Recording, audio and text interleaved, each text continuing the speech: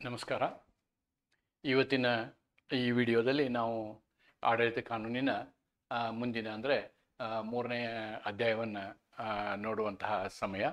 ಇವತ್ತಿನ ನಮ್ಮ ವಿಷಯ ಬಂದು ಅಧಿಕಾರದ ಪ್ರತ್ಯೇಕತೆ ಅಂತಕ್ಕಂಥದ್ದು. We are discussing today the chapter separation of powers. ಅಧಿಕಾರದ ಪ್ರತ್ಯೇಕತೆ ಅಂತಕ್ಕಂಥ ವಿಷಯದ ಬಗ್ಗೆ ಇವತ್ತು ನಾವು ಚರ್ಚೆ ಮಾಡ್ತಾ ಇದ್ದೀವಿ. ಈ ಅಧಿಕಾರದ ಪ್ರತ್ಯೇಕತೆ ಒಂದು ಸರ್ಕಾರದ ವ್ಯವಸ್ಥೆಯಲ್ಲಿ in a democratic setup this particular concept is A necessity and it is also called A necessary evil. This concept is basically demanded for the governance to protect liberty. ಅಂದರೆ ಈ ನಾಗರಿಕರ ವ್ಯಕ್ತಿಗಳ ಸ್ವಾತಂತ್ರ್ಯವನ್ನು ರಕ್ಷಿಸುವಂತಹ ಒಂದು ಏನು ಅಪೇಕ್ಷೆ ಇದೆ, ಆ ಅಪೇಕ್ಷೆಯ ಮೇರೆಗೆ ಈ ತತ್ವ ಬೆಳವಣಿಗೆಗೊಳ್ತದೆ, ಈ ತತ್ವ ಬೆಳವಣಿಗೆಯನ್ನು ಹೊಂದದೆ ಅಂತಕ್ಕಂಥದ್ದನ್ನು ನಾವು ನೋಡಬಹುದಾಗಿದೆ. ಆಡಳಿತ ಕಾನೂನಿನ ಅತ್ಯಂತ ಪ್ರಮುಖ ಎರಡು ಸಿದ್ಧಾಂತಗಳಿದ್ದಾವೆ. ಒಂದನ್ನು ನಾವು ಕಾನೂನಿನ ಅಧಿಪತ್ಯ ಅಂತ ಹೇಳ್ತೀವಿ, ರೂಲ್ ಆಫ್ ಲಾ ಅಂತ ಹೇಳ್ತೀವಿ. ಇನ್ನೊಂದನ್ನು ಸಪರೇಷನ್ ಆಫ್ ಪವರ್ ತತ್ವ, ಡಾಕ್ಟ್ರಿನ್ ಅಂತ ಹೇಳ್ತೀವಿ. ಅಧಿಕಾರದ ಪ್ರತ್ಯೇಕತೆಯ ತತ್ವ ಅಂತಕ್ಕಂಥದ್ದನ್ನು ಹೇಳ್ತೀವಿ. ಆದ್ದರಿಂದ ಮೊದಲು ನಾವು ಈ ಅಧಿಕಾರದ ಪ್ರತ್ಯೇಕತೆಯ ತತ್ವವನ್ನು ಇವತ್ತಿನ ಒಂದು ಈ ವಿಡಿಯೋನಲ್ಲಿ ನಾವು ನೋಡೋಣ ಅಂತ ಹೇಳ್ತಾ, ಇಲ್ಲಿ ನಾವು ಈ ಒಂದು ಸಿದ್ಧಾಂತ ಹೇಗೆ ಪ್ರಾರಂಭ ಆಯಿತು ಅನ್ನೋದನ್ನು ನಾವು ಪುರಾತನ ಕಾಲದಿಂದ ನೋಡಿದಾಗ, ಈ ಮೊದಲನೇ ರೋಮನ್ ಆಡಳಿತ ವ್ಯವಸ್ಥೆಯಲ್ಲಿ ಪಾಲಿಬಿಯಸ್ ಅಂತಕ್ಕಂತಹ ವ್ಯಕ್ತಿ ಈ ಒಂದು ಸಿದ್ಧಾಂತವನ್ನು, ಅಂದರೆ ಸಿದ್ಧಾಂತ ಇದು ಅಧಿಕಾರದ ಪ್ರತ್ಯೇಕತೆಯ ಸಿದ್ಧಾಂತ ಅಲ್ಲ, ಅಧಿಕಾರ ಕೇವಲ ಒಬ್ಬ ವ್ಯಕ್ತಿಯ ಅಥವಾ ಒಂದು ಸಂಘ ಅಥವಾ ಒಂದು ಗ್ರೂಪ್ ಅಂತ ಏನು ಹೇಳ್ತೀವಿ ಅಂತಹ ಒಂದು ವ್ಯವಸ್ಥೆಯಲ್ಲಿ ಮಾತ್ರ ಇರಬಾರ್ದು, ಅದರಲ್ಲಿ ಎಲ್ಲರೂ ಇರಬೇಕು ಅಂತಕ್ಕಂಥ ಕಾನ್ಸೆಪ್ಟನ್ನು ಮೊದಲು ಹೇಳಿದವರು ಈ ಪಾಲಿಬಿಯಸ್ ಅಂತಕ್ಕಂಥವರು. ಇದು ಕ್ರಿಸ್ತಶಕ ಪೂರ್ವದ ಒಂದು ವ್ಯವಸ್ಥೆ ಅಂತ ಹೇಳ್ಬೋದು, ರೋಮ್ ವ್ಯವಸ್ಥೆ. ಆ ರೋಮ್ ವ್ಯವಸ್ಥೆ ಅಥವಾ ರೋಮನ್ ವ್ಯವಸ್ಥೆಯಲ್ಲಿ, ಸರ್ಕಾರದ ವ್ಯವಸ್ಥೆಯಲ್ಲಿ ನಾವು ಏನನ್ನು ಪಾಲಿಸ್ತಿದ್ವಿ ಅಂತಕ್ಕಂಥದ್ದನ್ನು ನೋಡೋದಾದರೆ, ಅಲ್ಲಿ ಮೊನಾರ್ಕಿ ಇತ್ತು,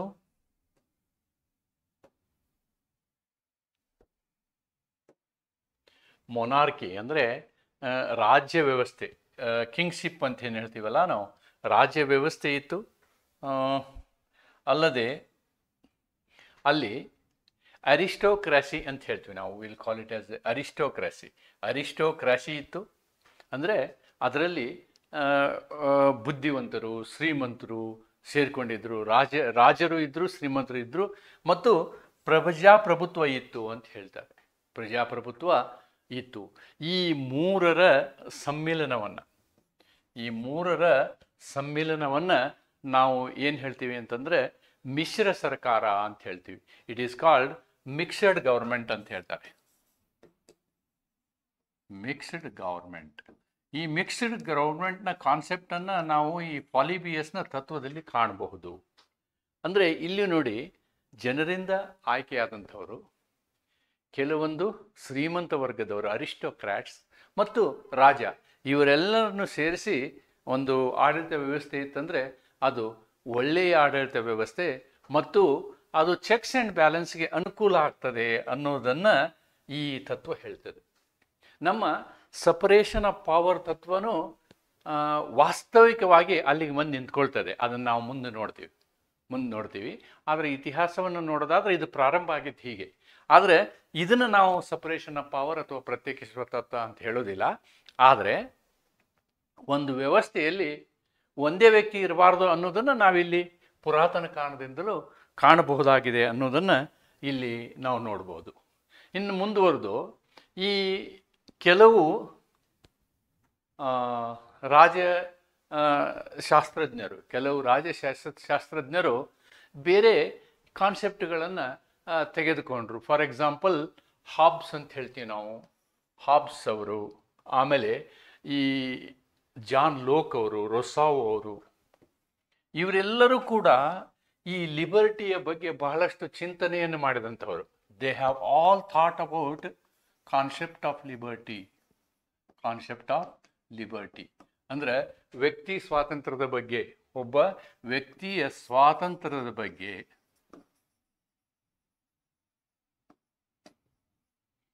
ಬಹಳಷ್ಟು ಚಿಂತನೆ ಮಾಡಿದಂತಹ ಈ ವ್ಯಕ್ತಿಗಳು ಒಂದು ಹೊಸ ಕಾನ್ಸೆಪ್ಟ್ ಅಂತ ತರ್ತಾರೆ. ಕಾನ್ಸೆಪ್ಟಿಗೆ ನಾವೇನು ಹೇಳ್ತೀವಿ ಅಂದರೆ ಸೋಷಿಯಲ್ ಕಾಂಟ್ರಾಕ್ಟ್ ಥಿಯರಿ ಅಂತ ಹೇಳ್ತೀವಿ. Social contract theory. ಈ ಸೋಷಿಯಲ್ ಕಾಂಟ್ರಾಕ್ಟ್ ಥಿಯರಿಯಲ್ಲಿಯೂ ಕೂಡ ಈ ಲಿಬರ್ಟಿ ಅಂತಕ್ಕಂಥದ್ದು ಅದಕ್ಕೆ ಧಕ್ಕೆ ಆಗಬಾರ್ದು, ವ್ಯಕ್ತಿ ಸ್ವಾತಂತ್ರ್ಯಕ್ಕೆ ಮಹತ್ವ ಇರಬೇಕು ಸರ್ಕಾರಿ ವ್ಯವಸ್ಥೆಯಲ್ಲಿ ಅಂಥೇಳಿ ಇವರು ಪ್ರತಿಪಾದಿಸ್ತಾರೆ. ಮತ್ತು ಆ ರೀತಿಯಾದಂತಹ ಪ್ರತಿಪಾದನೆಯನ್ನು ಮಾಡುವಲ್ಲಿ ಹಾಬ್ಸ್ ಅವರು ಮಾತ್ರ ಮೊನಾರ್ಕಿಯನ್ನು ರೆಕಮೆಂಡ್ ಮಾಡ್ತಾರೆ, ಬಟ್ ಉಳಿದವರು ಮೊನಾರ್ಕಿಯನ್ನು ರೆಕಮೆಂಡ್ ಮಾಡೋದಿಲ್ಲ. ಅವರು ಪ್ರಜಾಪ್ರಭುತ್ವ ವ್ಯವಸ್ಥೆಯನ್ನು ಅವರು ಪ್ರತಿಪಾದಿಸ್ತಾರೆ. ಅಷ್ಟೇ ಅಲ್ಲ, ಜಾನ್ ಲೋಕ್ ಅವರು ಕೂಡ ಈ ಸಪರೇಷನ್ ಆಫ್ ಪವರ್ನ ತಮ್ಮದೇ ಆದಂತಹ ವಿಧದಲ್ಲಿ ಅವರು ಡಿಫೈನ್ ಮಾಡ್ತಾರೆ. ಜಾನ್ ಲೋಕ್ ಅವರು ಕೂಡ ಇಲ್ಲಿ ತಮ್ಮದೇ ಆದಂತಹ ವ್ಯವಸ್ಥೆ ಅಂದರೆ ಪ್ರತಿಪಾದಿಸ್ತಾರೆ. ಆದರೆ ಅದು ಒಂದು ವ್ಯವಸ್ಥೆ. ಇನ್ನು ನಾವು ವ್ಯವಸ್ಥೆಗಳನ್ನೇ ತೆಗೆದುಕೊಂಡ್ರೆ, ಈ ಸೆಂಚುರಿ ವೈಸ್ ನಾವು ಇದ್ರ ಬಗ್ಗೆ ಮಾತಾಡೋದಾದರೆ 17ನೇ ಶತಮಾನದ ಸಂದರ್ಭದಲ್ಲಿ ಈ ಎರಡು ಕಾನ್ಸೆಪ್ಟ್ಗಳು, ಲಿಬರ್ಟಿಯನ್ನು ಉಳಿಸೋದಕ್ಕೆ ಎರಡು ಕಾನ್ಸೆಪ್ಟ್ಗಳು ಮುಂದೆ ಬರ್ತವೆ. ಒಂದು ಡೈಸಿಯವರ ರೂಲ್ ಆಫ್ ಲಾ, ಅದಕ್ಕೆ ಕಾನೂನಿನ ಆಧಿಪತ್ಯ ಅಂತ ಹೇಳ್ತೀವಿ ನಾವು. ಕಾನೂನಿನ ಆಧಿಪತ್ಯ ಇದನ್ನು ನಾವು ವಿಶೇಷವಾಗಿ ನಮ್ಮ ಮುಂದಿನ ಅಧ್ಯಾಯದಲ್ಲಿ ಅಧ್ಯಯನ ಮಾಡ್ತೇವೆ. ಆದರೆ ಇವತ್ತು ನಾವು ಅಧ್ಯಯನ ಮಾಡ್ತಾ ಇರ್ತಕ್ಕಂಥದ್ದು ಪ್ರತ್ಯೇಕತೆಯ ತತ್ವ. ಪ್ರತ್ಯೇಕತೆಯ ತತ್ವವನ್ನು ನಾವು ಇವತ್ತು ಅಧ್ಯಯನ ಮಾಡ್ತಿದ್ದೀವಿ. ಈ ಎರಡು ತತ್ವಗಳು ಈ 17ನೇ ಶತಮಾನದ ನಂತರ ಅಭಿವೃದ್ಧಿಗೊಂಡಂತಹ ನಮ್ಮ ಆಡಳಿತ ಕಾನೂನಿನ ತತ್ವಗಳು. ಈ ತತ್ವಗಳ ಉದ್ದೇಶ, ಅದರಲ್ಲಿಯೂ ಪ್ರಮುಖವಾಗಿ ಸಪರೇಷನ್ ಆಫ್ ಪವರ್ಸ್ ಅಂತ ಏನು ಹೇಳ್ತೀವಿ ನಾವು, ಅದರ ಉದ್ದೇಶಗಳೇನು ಅನ್ನೋದನ್ನು ನಾವು ನೋಡೋದಾದರೆ, the purpose and aims, objectives and aims of separation of powers can be listed like this. See, it is going to guard against the tyrannical and arbitrary. ಟೈರನಿಕಲ್ ಮತ್ತು ಆರ್ಬಿಟ್ರರಿ ಅಧಿಕಾರವನ್ನು ನಿಯಂತ್ರಿಸಲಿಕ್ಕೆ ಮಾಡಿದಂತಹ ಒಂದು ಸಿದ್ಧಾಂತ ಇದು.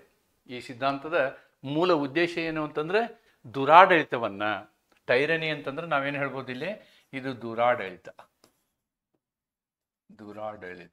ಮತ್ತು ನಿರಂಕುಶತ್ವ. ಇದಕ್ಕೆ ನಾವು ದುರಾಡಳಿತ ಅಂತ ಹೇಳ್ತೀವಿ. ಇನ್ನೊಂದು ನಿರಂಕುಶತ್ವ.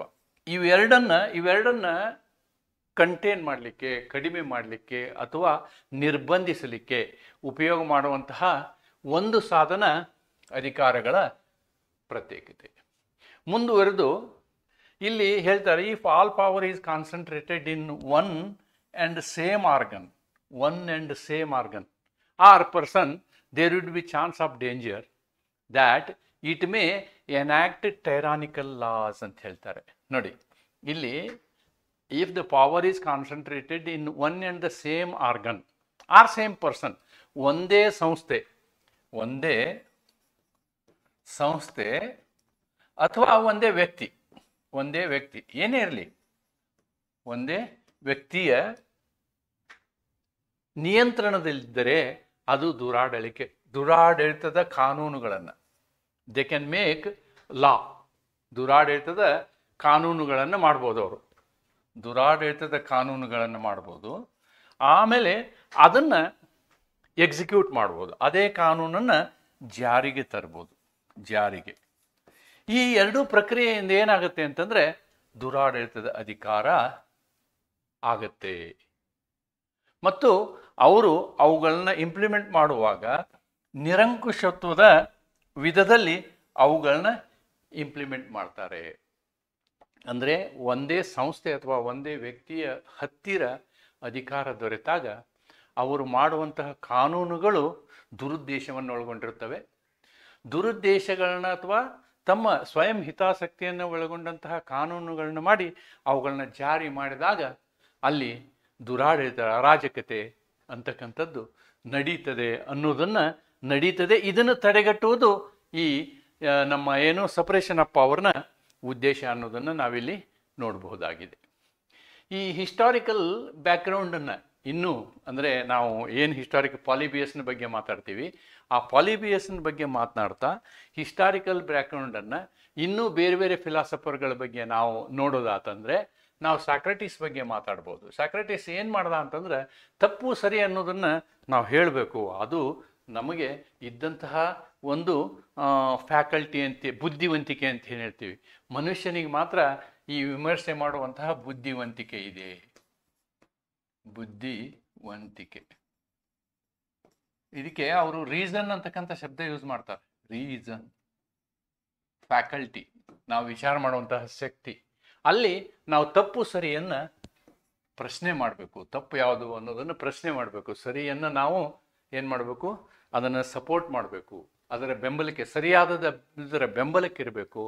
ತಪ್ಪಿರುವುದನ್ನು ನಾವು ವಿರೋಧಿಸಬೇಕು ಅಂಥೇಳಿ ಈ ಸಾಕ್ರೆಟಿಸ್ ಅವನ ಕಾಲದಲ್ಲಿ ಗ್ರೀಕ್ ದೇಶದಲ್ಲಿ, ಗ್ರೀಕ್ ಅಥೆನ್ಸ್ ಅಂತ ಹೇಳ್ತಾರೆ, ಗ್ರೀಕಲ್ಲಿ ಅಥೆನ್ಸ್ನಲ್ಲಿ ಇವನು ಜನನ ಸೇರಿಸಿ ಈ ರೀತಿ ಭಾಷಣ ಮಾಡ್ತಿದ್ದ.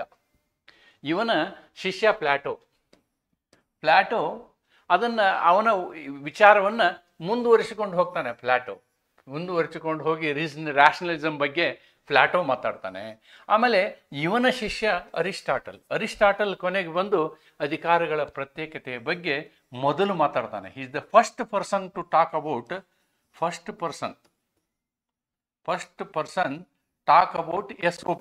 ಎಸ್ ಒ ಪಿಗಳ ಬಗ್ಗೆ, ಅಂದರೆ ಅಧಿಕಾರದ ಪ್ರತ್ಯೇಕತೆಯ ಬಗ್ಗೆ ಮಾತನಾಡುವಂತಹ ವ್ಯಕ್ತಿ ಇವನು ಅಂತ ಹೇಳ್ಬೋದು. ಇವನ ನಂತರದಲ್ಲಿ ನಾವು ಜಾನ್ ಲೋಕ್ ಬಗ್ಗೆ ಮಾತಾಡ್ಬೋದು. ಅಧಿಕಾರದ ಪ್ರತ್ಯೇಕತೆಯ ವಿಷಯವನ್ನು ನಾವು ಏನಾದರೂ ಇತಿಹಾಸದಲ್ಲಿ ನೋಡೋದಾದರೆ ನಾವು ಅರಿಸ್ಟಾಟಲ್ನಿಂದ ಪ್ರಾರಂಭ ಮಾಡಬಹುದು. ಅರಿಸ್ಟಾಟಲ್ ಕೂಡ ಅಧಿಕಾರದ ಪ್ರತ್ಯೇಕತೆಯ ಬಗ್ಗೆ ಮಾತನಾಡಿದ. ಆದರೆ ಅದನ್ನು ಸ್ವಲ್ಪ ಮಟ್ಟಿಗೆ ಒಂದು ತತ್ವಗಳ ರೂಪದಲ್ಲಿ ತಂದಂಥವರು ಜಾನ್ ಲೋಕ್ ಅವರು. ಆದರೆ ಅದನ್ನು ಕೊನೆಗೆ ಅಧಿಕಾರದ ಪ್ರತ್ಯೇಕತೆಯನ್ನು ಒಂದು ಪುಸ್ತಕದಲ್ಲಿ ಚಾಕಚಕ್ಯತೆಯಿಂದ ಅದನ್ನು ಒಂದು ಡಾಕ್ಟ್ರಿನ್ ಆಗಿ ಅಥವಾ ತತ್ವವಾಗಿ ಕೊನೆಗೆ ಮಾಂಟೆಸ್ಕೊ ಅಂತಕ್ಕಂಥವ್ರು ಅದನ್ನು ತರ್ತಾರೆ ಅನ್ನೋದನ್ನು ನಾವಿಲ್ಲಿ ನೋಡಬಹುದಾಗಿದೆ. ಇಲ್ಲಿ ಒಂದು ಪ್ರಸಂಗವನ್ನು ನಾವು ಎಕ್ಸ್ಪ್ಲೇನ್ ಮಾಡಬೇಕು. ಅಂದರೆ ಅಧಿಕಾರ ಯಾರು ಯಾವ ಕೆಲಸವನ್ನು ಮಾಡಬೇಕೋ ಅದನ್ನು ಬಿಟ್ಟು ಬೇರೆ ಕೆಲಸವನ್ನು ಮಾಡುವಂಥದ್ದು. ಆದರೆ ಏನಾಗುತ್ತೆ ಅನ್ನೋದನ್ನು ಈ ಒಂದು ಬಿಲ್ ಆಫ್ ಅಟೆಂಡರ್ ಅಂತಕ್ಕಂಥ ಒಂದು ಬ್ರಿಟನ್ನಿನ ಪ್ರಕರಣ ಬರ್ತದೆ. ಇಲ್ಲಿ ಪಾರ್ಲಿಮೆಂಟು ಒಬ್ಬ ವ್ಯಕ್ತಿಯ ಮೇಲೆ ಅವನಿಗೆ ದಂಡನೀಯ ಅಪರಾಧ ಕೊಡುವಂತಹ ಒಂದು ಶಿಕ್ಷೆಯ ನ್ಯಾಯಿಕ ಪ್ರಕ್ರಿಯೆ ನಡೀತಾ ಇರ್ತದೆ.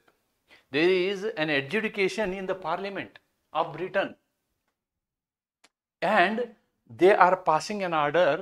Such an order is called bill of attainder. ಏನಿದು ಬಿಲ್ ಆಫ್ ಅಟೆಂಡರ್ ಅಂತಂದರೆ ಅಲ್ಲಿ ಆ ವ್ಯಕ್ತಿಯ ಬಗ್ಗೆ ಅವನು ತಪ್ಪು ಮಾಡಿದ್ದಾನೆ ಅಂತೇಳಿ ಯಾರು ಹೇಳ್ತಿರ್ತಾರೆ. ಆಮೇಲೆ ಅಲ್ಲಿರ್ತಕ್ಕಂತಹ ಯಾವ ಸದಸ್ಯರೂ ಕೂಡ ಅದರ ಬಗ್ಗೆ ಗಮನ ಇರೋದಿಲ್ಲ, ಅದರ ಬಗ್ಗೆ ಅರ್ಥ ಇರೋದಿಲ್ಲ. ಅವ್ರು ತಮ್ಮದೇ ಆದ ಕೆಲಸವನ್ನು ಮಾಡ್ತಿರ್ತಾರೆ. ಕೆಲವರು ಎದ್ದು ಹೋಗ್ತಿರ್ತಾರೆ, ಕೆಲವರು ಒಳಗೆ ಬರ್ತಿರ್ತಾರೆ. ಕೊನೆಗೆ ಘೋಷಣೆ ಮಾಡ್ತಾರೆ ಅವನಿಗೆ ಶಿಕ್ಷೆ ಅಂಥೇಳಿ, ಜೀವಾವಧಿ ಶಿಕ್ಷೆನೋ ಮರಣ ಶಿಕ್ಷೆನೋ ಏನೋ ಒಂದು ಶಿಕ್ಷೆ ಕೊಡ್ತಾರೆ. ಅಂದರೆ ಅಲ್ಲಿ ನಿಜವಾಗಿಯೂ ಅವನ ಸ್ವಾತಂತ್ರ್ಯಕ್ಕೆ ಯಾವುದೇ ಬೆಲೆ ಇರೋದಿಲ್ಲ. There is no value for liberty at all. ಅಂತಹ ಒಂದು ವ್ಯವಸ್ಥೆ ನಮ್ಮ ಬ್ರಿಟನ್ನ ಪಾರ್ಲಿಮೆಂಟಲ್ಲಿ ಒಂದು ಕಾಲದಲ್ಲಿ ಆಗ್ತದೆ. ಅದಕ್ಕೆ ಬಿಲ್ ಆಫ್ ಅಟೆಂಡರ್ ಅಂತಾರೆ. ಅಂದರೆ ಇಲ್ಲಿ ಅದರ ಅರ್ಥ ಇಷ್ಟೇ, ಅಲ್ಲಿರ್ತಕ್ಕಂತಹ ಶಾಸಕರುಗಳು ಏನಾದರೂ ನ್ಯಾಯಾಧಿಕರಣದ ಕೆಲಸವನ್ನು ಮಾಡಿದರೆ ಬರುವಂತಹ ಪರಿಣಾಮ ಇದೆಯಲ್ಲ, ಅದು ದುಷ್ಪರಿಣಾಮವೇ ಹೊರತು ಒಳ್ಳೆಯ ಪರಿಣಾಮ ಬರೋದಿಲ್ಲ. ಆದ್ದರಿಂದ ಅಧಿಕಾರದ ಪ್ರತ್ಯೇಕತೆಯ ಅವಶ್ಯಕತೆ ಇದೆ ಅಂತಕ್ಕಂಥದ್ದನ್ನು ನಾವು ಈ ಎಲ್ಲ ಆಗು ಹೋಗುಗಳಿಂದ ನೋಡ್ಬೋದು. ಅಂತಹ ಒಂದು ಪ್ರಕರಣವನ್ನು ನಾವು ಈ ರಾಜನಾರಾಯಣ್ ಪ್ರಕರಣದಲ್ಲಿ ಕಾಣ್ತೇವೆ. ಇಂದಿರಾ ಗಾಂಧಿ ವರ್ಸಸ್ ರಾಜನಾರಾಯಣ್ ಪ್ರಕರಣ. ಈ ಇಂದಿರಾ ಗಾಂಧಿ ವರ್ಸಸ್ ರಾಜನಾರಾಯಣ್ ಪ್ರಕರಣದಲ್ಲಿ ಏನಾಗುತ್ತೆ ಅಂತಂದರೆ 39ನೇ ಸಂವಿಧಾನದ ತಿದ್ದುಪಡಿ ಮಾಡ್ತಾರೆ ಇಂದಿರಾ ಗಾಂಧಿ ಅವರು. ಆ ತಿದ್ದುಪಡಿ ಹೊಸ ಆರ್ಟಿಕಲ್ ಆ್ಯಡ್ ಮಾಡ್ತಾರೆ. ಆರ್ಟಿಕಲ್ 329 ಕ್ಯಾಪಿಟಲ್ ಎ ಅಂತ. ಈ ಆರ್ಟಿಕಲ್ ಎಂತಹ ಆರ್ಟಿಕಲ್ ಅಂತಂದರೆ ನಾವು ಈ ಬಿಲ್ ಆಫ್ ಅಟೆಂಡರ್ಗೆ ಇದನ್ನು ಹೋಲಿಸ್ಬೋದು. ಏನು ಇದು ಆರ್ಟಿಕಲ್ ಅಂದರೆ ಅವರೊಂದು ತಿದ್ದುಪಡಿ ಮಾಡ್ತಾರಂದರೆ, ಯಾವುದೇ ಚುನಾವಣಾ ವ್ಯಾಜ್ಯಗಳನ್ನು, ಎಲೆಕ್ಷನ್ ಡಿಸ್ಪ್ಯೂಟನ್ನು 3-4 ವ್ಯಕ್ತಿಗಳ ವಿಷಯದಲ್ಲಿ ನ್ಯಾಯಾಲಯ ಪ್ರಶ್ನಿಸುವಂತಿಲ್ಲ. ಅದಕ್ಕೆ ಬೇಕಾದರೆ ಬೇರೆ ನಾವೊಂದು ಕಮಿಟಿ ಮಾಡ್ತೀವಿ ಅಂತಕ್ಕಂಥ ಒಂದು ತಿದ್ದುಪಡಿ. ಇದು ಯಾಕೆ ಆಗುತ್ತೆ ಅಂತಂದರೆ, ಇಂದಿರಾ ಗಾಂಧಿಯವರು ಅವರ ಎಲೆಕ್ಷನ್ನು ಈ 1971 ಸಮಯದಲ್ಲಿ ಅವ್ರ ಎಲೆಕ್ಷನ್ನು ಏನಾಗುತ್ತೆ ಅಂತಂದರೆ ಅಸಿಂಧು ಆಗುತ್ತೆ. ಈ ಪ್ರಕರಣದಲ್ಲಿ ಅವ್ರು ಆರಿಸಿ ಹೋಗಿದ್ದು ತಪ್ಪು ಅಂಥೇಳಿ ಅವರ ಸದಸ್ಯತ್ವ ಕಳ್ಕೊಳ್ತಾರೆ. ಆವಾಗ ಅವ್ರು ಸುಪ್ರೀಂ ಕೋರ್ಟಿಗೆ ಹೋಗಿ ಸ್ಟೇ ತೊಗೊಂಬಂದಿರ್ತಾರೆ. ಬಟ್ ಅವರಿಗೆ ಕಾನ್ಫಿಡೆನ್ಸ್ ಇರೋದಿಲ್ಲ, ನಾನು ಅಧಿಕಾರದಲ್ಲಿ ಮುಂದುವರಿತೀನಿ, ನಾನು ತೆಗೆದೇ ಬಿಡ್ತಾರೋ ಅನ್ನೋವಂಥ ಸಂದರ್ಭದಲ್ಲಿ ಏನು ಮಾಡ್ತಾರೆ, ಅವರು ಸಂವಿಧಾನದ ತಿದ್ದುಪಡಿ ಮಾಡಿ ಅದರಲ್ಲಿ ಪ್ರಧಾನಮಂತ್ರಿ, ಸಭಾಪತಿ, ರಾಷ್ಟ್ರಪತಿ, ಉಪರಾಷ್ಟ್ರಪತಿ ಇವರುಗಳ ವಿಷಯದಲ್ಲಿ ಮಾತ್ರ ಯಾವುದೇ ನ್ಯಾಯಾಲಯ ಅವರ ಚುನಾವಣಾ ವ್ಯಾಜ್ಯಗಳನ್ನು ನ್ಯಾಯಿಕ ಪ್ರಕ್ರಿಯೆಗೆ ಒಳಪಡಿಸುವ ಹಾಗಿಲ್ಲ ಅಂತಕ್ಕಂಥ ಒಂದು ತಿದ್ದುಪಡಿಯನ್ನು ಜಾರಿಗೆ ತರ್ತಾರೆ. ಅಂದರೆ ಆ ನ್ಯಾಯಿಕ ಪ್ರಕ್ರಿಯೆಯನ್ನೇ ಅವ್ರು ಹೊರಗಿಟ್ಬಿಡ್ತಾರೆ. ಅಂದರೆ ಈ ರೀತಿಯಾದಂತಹ ಒಂದು ಡೆಸ್ಪಾಟಿಕ್ ರೂಲ್ ಅಂತ ಹೇಳ್ಬೋದು ನಾವು. ಇಂಥ ಪ್ರಕರಣ ಇವೆಲ್ಲವನ್ನು ನಾವು ನೋಡಿದರೆ ಏನು ಅನಿಸುತ್ತೆ ಅಂತಂದರೆ, ಅಧಿಕಾರ ಒಬ್ಬರ ಕೈಗಿದ್ರೆ ಅಧಿಕಾರ ದುರುಪಯೋಗ ಆಗುತ್ತೆ ಅನ್ನೋದನ್ನು ನಾವಿಲ್ಲಿ ಕಾಣ್ಬೋದಾಗಿದೆ.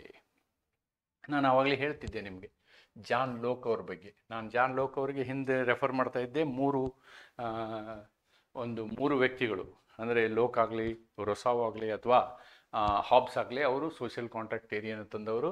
ಇವರು ಈ ಸಪರೇಷನ್ ಆಫ್ ಪವರ್ನ ಇವ್ರದೇ ಆದ ರೀತಿಯಲ್ಲಿ ಹೇಳಿದರು. ನೋಡಿ, ಅಲ್ಲಿ ಮಿಕ್ಸ್ಡ್ ಗೌರ್ಮೆಂಟಲ್ಲಿ ಪಾಲಿಬಿಯಸ್ ಹೇಳಿದಂತಹ ಕಾನ್ಸೆಪ್ಟ್ ಬೇರೆ. ಅಲ್ಲಿ ಏನಿರಬೇಕು, ಅರಿಸ್ಟೋಕ್ರಾಟ್ ಇರಬೇಕು, ಮೊನಾರ್ಕ್ ಇರಬೇಕು ಮತ್ತು ಡೆಮೊಕ್ರಾಟ್ಸ್ ಇರಬೇಕು. Democrats, monarch and aristocrats. ಇದಕ್ಕೆ ನಾವೇನಂತಂದ್ವಿ, mixed government ಅಂದ್ವಿ.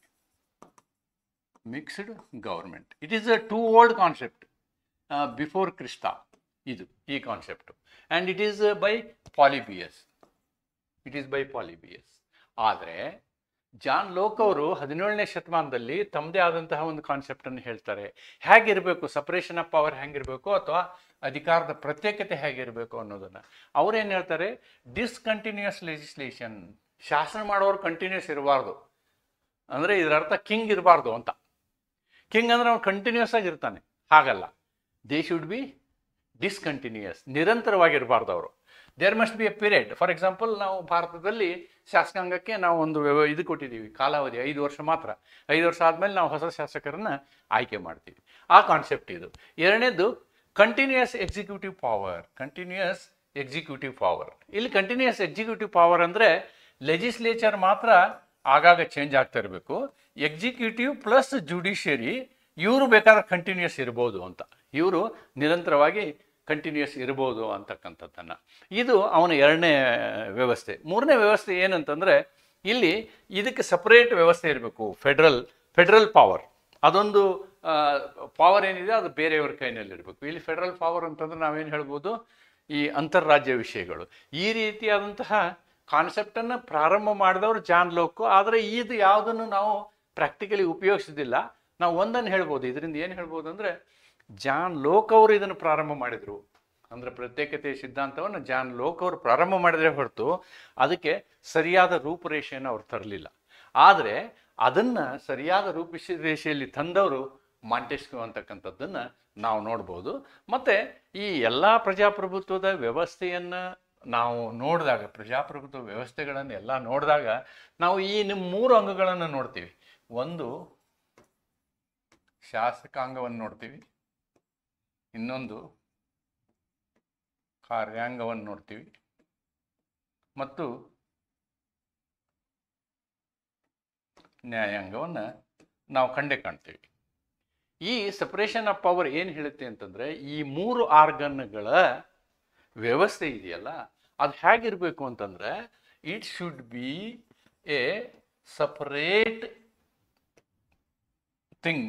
One should not overlap over the other. For example, if I draw a Venn diagram, in this Venn diagram legislative, executive, and judiciary should not overlap. But practically ಹೆಂಗಾಗತ್ತೆ ಅಂತಂದ್ರೆ it is always like this. It is always, if this is legislative, executive, judiciary, there is always a overlap. There is always a overlap. Practical. This is practical. Practically ಹೀಗಿದೆ. This is practically. ವಾಸ್ತವ. ಆದರೆ this is theory.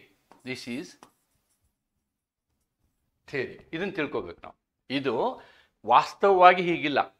But theory ಏನು ಹೇಳುತ್ತೆ ಅಂದರೆ ಈ ರೀತಿಯಾದಂತಹ separate power ಇರಬೇಕು, ಒಬ್ರಿಗೊಬ್ರು ಓವರ್ಲ್ಯಾಪ್ ಇರಬಾರ್ದು ಅಂತಕ್ಕಂಥದ್ದನ್ನು ಹೇಳುವುದೇ ನಾವೇನಂತೀವಿ ಅದಕ್ಕೆ ಅಧಿಕಾರದ ಪ್ರತ್ಯೇಕತೆ ಅಂತ ಹೇಳ್ತೀವಿ ಅನ್ನೋದನ್ನು ನಾವು ತಿಳ್ಕೊಳ್ಬೇಕು. ಈಗ ನಾವು ಮುಂದುವರೆದು ಮಾಂಟೆಸ್ಕ್ಯೂ ಏನು ಹೇಳಿದ್ದಾನೆ ಅಂತ ಹೇಳಿ ನಾವು ನೋಡೋದಾದರೆ, let us talk about Montesquieu. ಈ ಮಾಂಟೆಸ್ಕ್ಯೂ ಇದಾರಲ್ಲ, ಇವರು ಫ್ರಾನ್ಸ್ದ ಒಬ್ಬ ನ್ಯಾಯಾಧೀಶ, ಫ್ರಾನ್ಸಿನ ನ್ಯಾಯಾಧೀಶ, ಫ್ರಾನ್ಸಿನ ನ್ಯಾಯಾಧೀಶ. ಇವನು ಲೂಯಿಸ್ 14ನ ಕಾಲದಲ್ಲಿ ಇದ್ದಂತಹ ವ್ಯಕ್ತಿ. ಲೂಯಿಸ್ 14 ಅಂತಕ್ಕಂಥ ಕಿಂಗ್, ಇವನು ರಾಜ. ಈ ರಾಜನ ಕಾಲದಲ್ಲಿ 18ನೇ ಶತಮಾನದಲ್ಲಿ ಜ್ಯೂರಿಸ್ಟ್ ಆಗಿದ್ದಂತಹ ಒಬ್ಬ ವ್ಯಕ್ತಿ ಮಾಂಟೆಸ್ಕ್ಯೂ. ಮಾಂಟೆಸ್ಕ್ಯೂರವರ ಪೂರ್ಣ ಹೆಸರನ್ನು ನೀವು ಇಲ್ಲಿ ನೋಡ್ಬೋದು. It's such a big name. Baron de la Brède et de Montesquieu ಅಂತಕ್ಕಂಥದ್ದು ಈ ಒಂದು ನ್ಯಾಯ ತಜ್ಞರ ಪೂರ್ಣವಾದ ಹೆಸರು. ಸುಮ್ಮನೆ ನಾನು ಅದನ್ನು ನಾವು ಪರೀಕ್ಷೆಯಲ್ಲಿ ಮಾಂಟೆಸ್ಕ್ಯೂ ಅಂತ ಹೇಳಿದರೂ ಸಾಕು, ಅದೆಲ್ಲ ಅಷ್ಟು ಬರೆಯುವಂಥದ್ದು ಅವಶ್ಯಕತೆ ಇಲ್ಲ. ಇವರು ಏನು ಕಂಡ್ರು ಅಂತಂದರೆ, ಅಲ್ಲಿರ್ತಕ್ಕಂತಹ ರಾಜ ಇದ್ನಲ್ವಾ ಅವನು he was highly autocratic, he was highly arbitrary, and hence there was no liberty. ನೋಡಿ, ಅಲ್ಲಿ ಇರ್ತಕ್ಕಂಥ ಅಧಿಕಾರ ಇದ್ನಲ್ವಾ ಅವನು ಅಧಿಕಾರಶಾಹಿ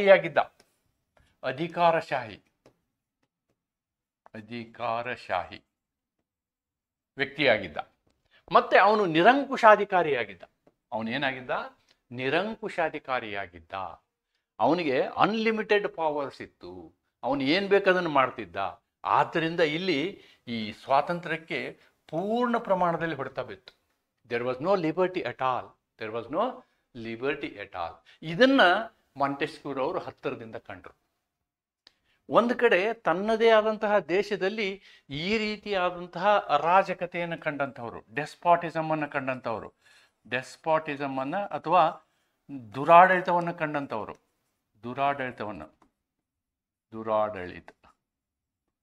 ಈ ದುರಾಡಳಿತವನ್ನು ಕಂಡಂಥವರು ಮಾಂಟೆಸ್ಕ್ಯೂರವರು. ಈ ಮಾಂಟೆಸ್ಕ್ಯೂರವರು ಅದರ ಜೊತೆಗೆ ಏನು ಮಾಡಿದ್ರು ಅಂದರೆ, ಪಕ್ಕದ ದೇಶವಾದ ಯುರೋಪಿನ ಇನ್ನೊಂದು ದೇಶವಾದ ಬ್ರಿಟನ್ ದೇಶವನ್ನು ದೂರದಿಂದ ನೋಡ್ತಾ ಇದ್ರು. ಬ್ರಿಟನ್ ದೇಶದಲ್ಲಿ ಲಿಬರ್ಟಿಗೆ ಸಾಕಷ್ಟು ಸ್ಕೋಪ್ ಇತ್ತು. There was full liberty in Britain. So ಬ್ರಿಟನ್ನಿನ ಆಡಳಿತ ವ್ಯವಸ್ಥೆ ತುಂಬ ಚೆನ್ನಾಗಿ ನಡೆಯುವುದನ್ನು ಇವರು ಕಾಣ್ತಾ ಇದ್ದರು. ಇವರು ಕಂಡಾಗ ಅವರು ಅದರಿಂದ ಏನಾದರೂ ಹಿ ವಾಸ್ ಇನ್ಫ್ಲೂಯೆನ್ಸ್ಡ್. ಅವರು ಮಾಡ್ತಕ್ಕಂತಹ ಬ್ರಿಟನ್ನಿನಲ್ಲಿ ಮಾಡ್ತಕ್ಕಂಥ ಅಧಿಕಾರದಿಂದ ತುಂಬ ಪ್ರಭಾವಿತವಾದಂತಹ ವ್ಯಕ್ತಿ ಅಂತಂದರೆ ಮಾಂಟೆಸ್ಕ್ಯೂರವರು. ಆ ಪ್ರಭಾವದಿಂದ ಮಾಂಟೆಸ್ಕ್ಯೂರವರು ಏನು ಮಾಡ್ತಾರೆ ಅಂತಂದರೆ ಈ ಸಪರೇಷನ್ ಆಫ್ ಪವರ್ ಥಿಯರಿಯನ್ನು ಬರೀತಾರೆ. ಮಾಂಟೆಸ್ಕ್ಯೂರವರು ಇಲ್ಲಿ ಏನು ಮಾಡ್ತಾರೆ ಅಂತಂದರೆ, ತಮ್ಮ ಒಂದು ಪುಸ್ತಕ ದ ಸ್ಪಿರಿಟ್ ಆಫ್ ಲಾಸ್ ಅಂತ ಹೇಳ್ತಾರೆ. ಈ ಪುಸ್ತಕದಲ್ಲಿ ದ ಸ್ಪಿರಿಟ್ ಆಫ್ ಲಾಸ್ ಎನ್ನುವಂತಹ ಪುಸ್ತಕದಲ್ಲಿ ಅವರು ಈ ಸಪರೇಷನ್ ಆಫ್ ಪವರ್ ಬಗ್ಗೆ ಬರೀತಾರೆ. He writes about the separation of power and he looks at Britain. And in Britain they had 3 parts. There was a legislative part, there was a executive part, and there was a judiciary also in Britain. So he looks at all this, and then he is also looking Louis XIV. ಇವರಿಬ್ಬರನ್ನು ನೋಡಿಬಿಟ್ಟು ಅವರು ಯಾವ ರೀತಿ ಇದ್ರೆ ಲಿಬರ್ಟಿಗೆ ತೊಂದರೆ ಆಗಲ್ಲ ಅಥವಾ ದುರಾಡಳಿತ ಆಗಲ್ಲ ಅನ್ನೋದನ್ನು ಬರೀತಾನೆ.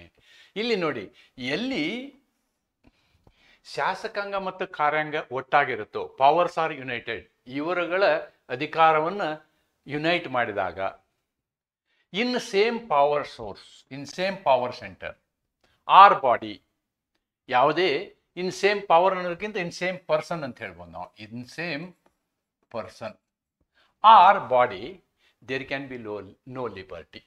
ಅಲ್ಲಿ ನಿಮಗೆ ಸ್ವಾತಂತ್ರ್ಯ ಇರಲಿಕ್ಕೆ ಸಾಧ್ಯ ಇಲ್ಲ. ಯಾಕೆ ಅಂದರೆ ದೇ ಮೇ ಎನಾಕ್ಟ್ ಲಾಸ್. ಅವರು ಲೆಜಿಸ್ಲೇಟಿವ್ ಪವರ್ ಇರೋದ್ರಿಂದ the laws they may enact and such laws may be tyrannical. ಅಂದರೆ ಅವು ದುರುದ್ದೇಶದಿಂದ ಕೂಡಿದಂತಹ ಕಾನೂನುಗಳಾಗಿರ್ಬೋದು ಅಥವಾ ಸ್ವಹಿತಾಸಕ್ತಿಯಿಂದ ಕೂಡಿದಂತಹ ಕಾನೂನುಗಳಾಗಿರ್ಬೋದು. ಮತ್ತೆ ಅವನ್ನೇ ಅವ್ರು ಜಾರಿಗೆ ತರ್ತಾರೆ, ಅಂತಹ ಕಾನೂನುಗಳನ್ನೇ ಅವ್ರು ಜಾರಿಗೆ ತರ್ತಾರೆ. ನೋಡಿ, ಲೆಜಿಸ್ಲೇಟಿವ್ ಮತ್ತು ಎಕ್ಸಿಕ್ಯೂಟಿವ್ ಒಂದೇ ಅಂಗ ಆಗಿದ್ರೆ ಅವ್ರು ಮಾಡುವ ಕಾನೂನುಗಳು ಸರಿ ಇರೋದಿಲ್ಲ. ಆ ಕಾನೂನುಗಳು ಟೈರನಿಕಲ್ ಆಗಿರ್ತವೆ, ದುರುದ್ದೇಶದಿಂದ ಕೂಡಿರ್ತವೆ. ದುರುದ್ದೇಶದಿಂದ ಕೂಡಿದಂತಹ ಕಾನೂನನ್ನು ಜಾರಿ ಮಾಡುವುದರಿಂದ ಅಲ್ಲಿ ಏನಾಗುತ್ತೆ ಅಂತಂದರೆ ದುರಾಡಳಿತ ಆಗುತ್ತೆ. ಆ ದುರಾಡಳಿತದಿಂದ ಏನಾಗುತ್ತೆ ಅಂತಂದರೆ ನಮ್ಮ ಸ್ವಾತಂತ್ರ್ಯ ಕಿತ್ಕೊಂಡು ಹೋಗುತ್ತೆ ಅಥವಾ ಸ್ವಾತಂತ್ರ್ಯದ ಹರಣ ಆಗುತ್ತೆ ಅಂತಕ್ಕಂಥದ್ದು ಅವ್ರದ್ದು ಮೊದಲನೇ ತತ್ವ. The first principle of separation of power. Separation of ಪವರ್ದ ಫಸ್ಟ್ ಪ್ರಿನ್ಸಿಪಲ್ ಏನು? ಇದು. This is principle number 1. Now he talks about the second principle. What is second principle? There can be no liberty. ಮತ್ತು he will come back to liberty only ಯಾವಾಗ judicial power is not separated. Judicial power is not separated with legislative and executive. Judicial power ಅಂದರೆ ನ್ಯಾಯಿಕ ಅಧಿಕಾರವನ್ನು ಕೂಡ, ನ್ಯಾಯಿಕ ಅಧಿಕಾರವನ್ನು ನೀವು ಶಾಸಕಾಂಗದ ಜೊತೆಗೂ ಸೇರಿಸ್ಬೋದು ಬಾರ್ದು, ಮತ್ತು ನೀವೇನು ಮಾಡ್ಬೋದು, ಎಕ್ಸಿಕ್ಯೂಟಿವ್ ಜೊತೆಗೂ ಸೇರಿಸಬಾರ್ದು. ನ್ಯಾಯಿಕ ಅಧಿಕಾರವನ್ನು ಶಾಸಕಾಂಗದ ಜೊತೆಗೂ ಮತ್ತು ಎಕ್ಸಿಕ್ಯೂಟಿವ್ ಜೊತೆಗೆ ಎರಡರ ಜೊತೆಗೂ ಸೇರಿಸಬಾರ್ದು ಅನ್ನೋದು ಒಂದು ತತ್ವ. ಸೇರಿಸಿದ್ರೆ ಏನಾಗುತ್ತೆ ಅನ್ನೋದನ್ನ ಹೇಳ್ತಾನೆ. Where it is joined with legislative. ಅಕಸ್ಮಾತ್ ಅದನ್ನು ನೀವು ಲೆಜಿಸ್ಲೇಟಿವ್ ಜೊತೆಗೆ ಸೇರಿಸಿದರೆ life and liberty would be exposed to arbitrary control of judge.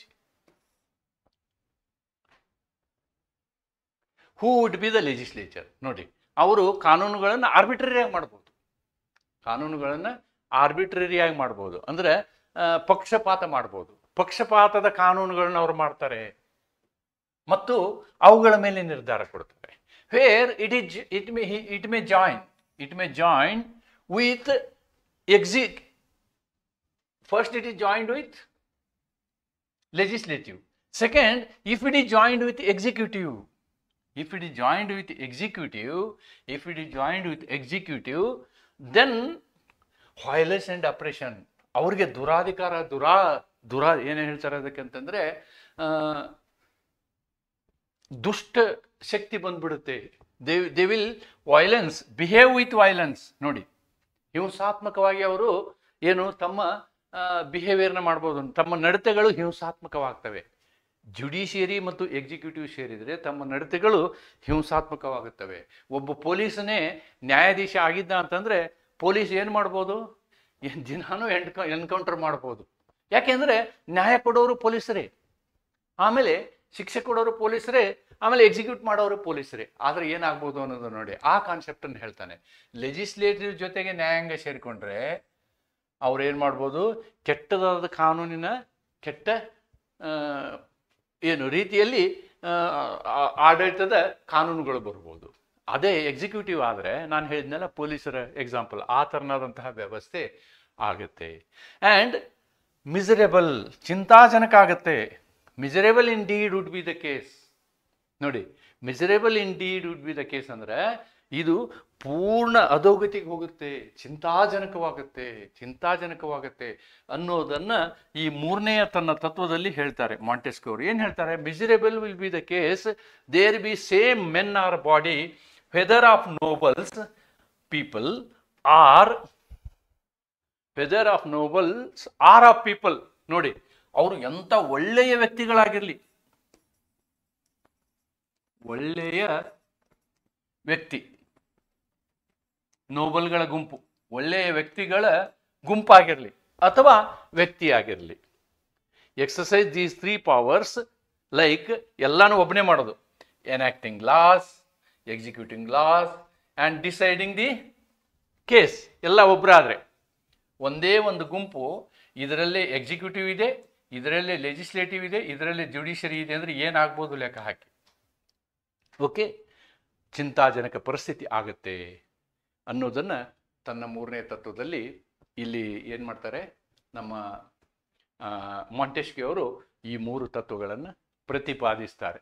Montesquieu, see the Montesquieu's book is written in 1748. 1748. He was almost contemporary of John Locke, or whatever John Locke has written, which was in a haphazard way, he has made it as a principle. Here, he is of the opinion that they should be separate. One should not overlap the other. ಅದು ಆದರೆ ಲಿಬರ್ಟಿಗೆ ತೊಂದರೆ ಆಗುತ್ತೆ. ಅಂದರೆ ಇಲ್ಲಿ ನಾಗರಿಕರ ಹಕ್ಕುಗಳಿಗೆ, ನಾಗರಿಕರ ಸ್ವಾತಂತ್ರ್ಯಕ್ಕೆ ತೊಂದರೆ ಆಗುತ್ತೆ ಈ ರೀತಿಯ ವ್ಯವಸ್ಥೆ. ಒಂದು ಅಂಗ ಇನ್ನೊಂದು ಅಂಗದ ಕೆಲಸವನ್ನು ಮಾಡುವುದರಿಂದ ಅಂತಕ್ಕಂಥದ್ದನ್ನು ಇಲ್ಲಿ ಹೇಳಲಾಯಿತು. ಇದನ್ನೇ ಮುಂದುವರೆದು ಇದನ್ನೇ ವೇಡ್ ಆ್ಯಂಡ್ ಫಿಲಿಪ್ ಅವರು 1960ರಲ್ಲಿ ಹೇಳ್ತಾರೆ. 1748ರಲ್ಲಿ ಪ್ರತಿಪಾದಿಸಿದಂತಹ ಈ ಒಂದು ವ್ಯವಸ್ಥೆಗೆ ವೇಡ್ ಆ್ಯಂಡ್ ಫಿಲಿಪ್ ಅವರು ನೋಡಿ 1748ರಲ್ಲಿ we have got the doctrine of SOP by Montesquieu.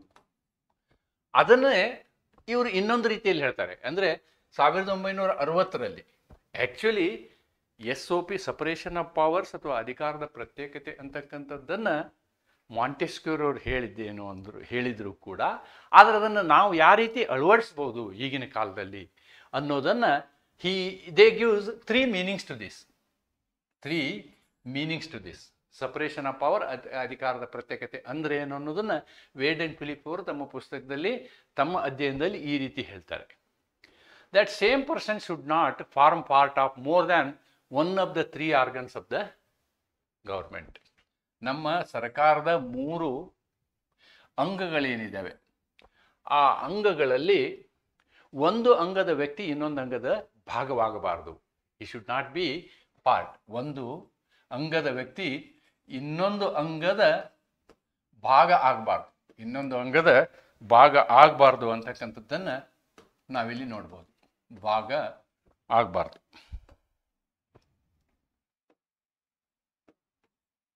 ಭಾಗ ಅಂದರೆ ಲೆಜಿಸ್ಲೇಟಿವ್ನಲ್ಲಿರೋರು ಎಕ್ಸಿಕ್ಯೂಟಿವ್ ಆಗಬಾರ್ದು, ಎಕ್ಸಿಕ್ಯೂಟಿವ್ ಇರೋರು ಲೆಜಿಸ್ಲೇಟಿವ್ ಆಗಬಾರ್ದು. ಇದೇ ಥರನ ಜುಡಿಷರಿ ಈ ರೀತಿ ಇರಬಾರ್ದು ಅಂತಕ್ಕಂಥದ್ದು 1ನೇ ತತ್ವ.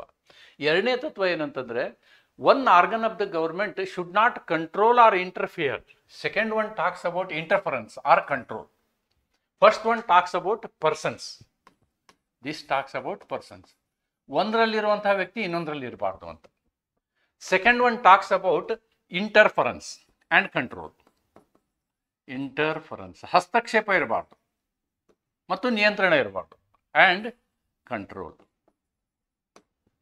ಒಂದು ಘಟಕದ ಹಸ್ತಕ್ಷೇಪ ಇನ್ನೊಂದು ಘಟಕದ ಮೇಲೆ ಇರಬಾರ್ದು ಅನ್ನುವಂಥದ್ದು 2ನೇಯ ವಾದ ಅವ್ರದ್ದು.